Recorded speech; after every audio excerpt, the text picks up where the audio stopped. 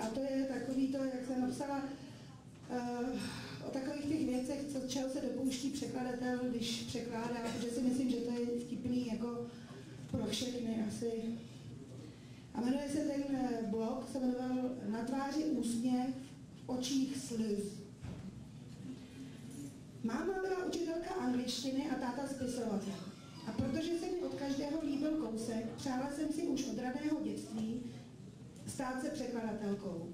Mými vzory se pak stal, jak už jsem se tady někde zmínila, Jaroslav Kořán díky překladům Kerouaka a Vonnegutta a Ondřeje Hejma, kterého jsem zažila tlumočit film naživo a naprosto mě uchvátil. Na filozofickou fakultu jsem se ale nedostala, takže jsem šla studovat speciální pedagogiku, jak bylo u podobných případů, jako jsem byla já, zvykem. Pedagogická fakulta úplně změnila směr mého života. Ne ta škola, studium se na ní bylo docela neuvěřitelně absurdní a odporné a málem se mě udělalo do životního kreténa. Ale zjistila jsem, že mě baví pracovat s dětmi a že mám navíc k učení zřejmě vlohy. A tak jsem se na několik let ubírala úplně jinou cestičkou života, než by mě někdy napadlo. A pak jsem si jednoho dne vzpomněla, že jsem přece chtěla překládat. A jelikož jsem byla zbrklá a mohla si ještě dělat, co chci, protože jsem neměla děti, odešla jsem ze zaměstnání a přes nejrůznější známosti sehnala svůj první překlad knihy. Jmenovala se Bubny lásky a nakonec jsem ji vůbec nepřekládala. Když jsem totiž přinesla paní redaktorce prvních 10 stran zkušebního překladu, řekla mi, že nemá bohužel čas někoho učit, jak se překládá a ať přijdu, až to budu umět. Týden předtím jsem zjistila, že jsem těhotná, takže jsem se ani nemohla jít opít, abych spláchala tu pohanu, ale pamatuju se, že jsem si koupila velkou pixlu Nutelly a celou jich mezi hysterickými vzruky sežrala na posezení.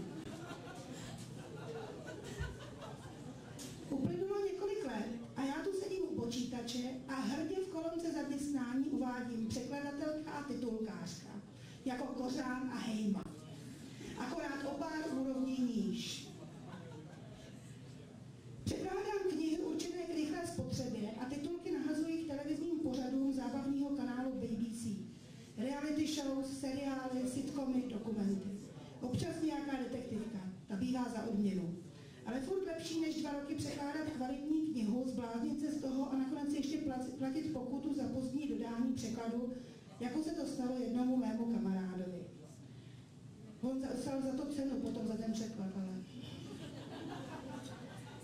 Titulkování televizních pořadů bývá někdy úborná dřina, překlady knih bývají kreativnější. A můžete si sem tam něco přemyslet, když vám to pak korektor nebo korektorka nechá. Já třeba, když to jde, vložím někam poznámku, že hrdinka nebo hrdina poslouchá Red Hot Chili Peppers. Jeden kamarád mi vyprávěl, že připisuje celé odstavce. A k čemu celý ten dlouhý úvod? A co to má společného s názvem článku? Ten byl Na tváři úsměv, v očích slz. To je můj oblíbený a velmi častý překlep. A vždycky se nad ním můžu potrhat smíchy. Opravdu chechtám se jak blbá, až mi slz kapou na klávesnici. Protože člověk dělá chyby a někdy jsou šílené. Nedávno jsem překládala knihu a v ní byla spousta cyklistů. Měli vlastní hospodu, kde hrál heavy metal, nosili kožené bundy a obsluhovali je servíky nahoře bez. A pak v noci sedli na své bikes a projížděli se po vsi a spící občany to děsně prudilo, což jsem nechápala proč. Pak mi zavolal korektor, že už to má hotový a že u toho řval smíchy.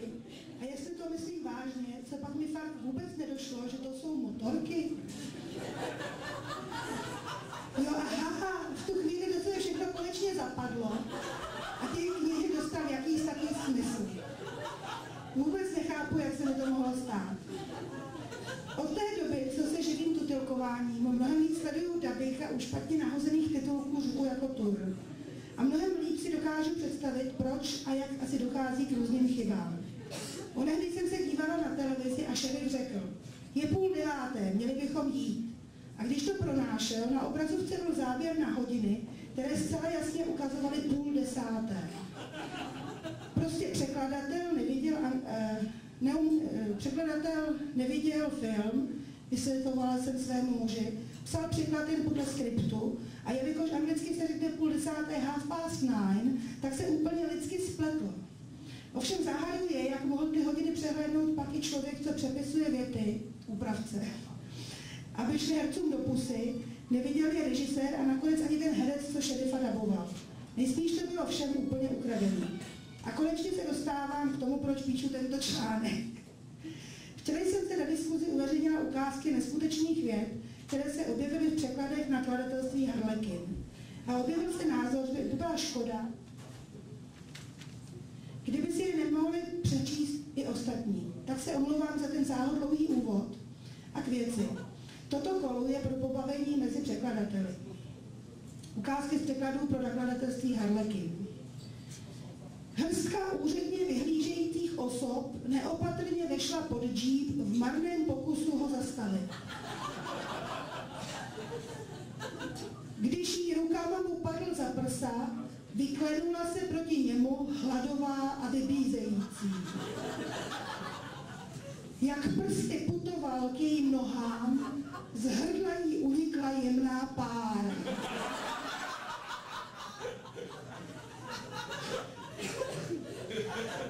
Cítil hlavu, jako by se nacházela ve slepé uličce ve Svěráku. Myšlenka na to, že si bude hovět ve vaně s vlažnou vodou, zatímco na ní bude foukat jemný vánek z větracích trubic, způsobila, že se mu chtěla vrhnout kolem krku pažema a srdečně mu poděkovat. Když ho udeřila síla Janina něžného úsměvu, vypustil bolestný povzdech. Promluvila nikoli obyčejným hlasem, ale inverzním zvukem, při němž jedno ticho překrývalo druhé.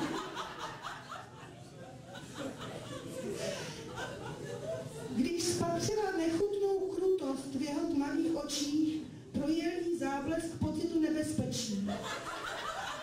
O chvíli později upadla do studně. Miláčku, připomínáš mi něco, co se servírovalo králům. Čím více jí ochutnával, tím se stával hladovější. Jak si chutná, poznamenal, když jí oždiboval krk. Rozpálil ji tak, že Summer byla pouze prosící a stédající kreaturou čisté rozkoše, než ztratil i on nad sebou kontrolu. Máma si mohla ruce upracovat, ale jako kadeřnice dokázala sotva udržet jídlo na stole. Zakroutila hlavou z dlaní na břichu a pak si zapíchla ukazovák do hlavy. Mári bzučila napětím a byla přesvědčená, že by vyrobila dostatek proudu, aby osvětlila celý Pittsburgh. Myslím, že jsem vzrušená, budou si zasýpala. Pak sklonil hlavu a v očích, jako by mu zářil temný stín jeho klobouku. Caleovo příliš velké pyžamo jí sklouzlo z ramene a Cale mu věnoval plnou pozornost. Zlíbal ho. Shane cítil stejnou potřebu, která z ní vyzařovala. Nebo to byla jeho vlastní potřeba, kterou cítil? A úplně poslední je tady, she missed him, netrefila se.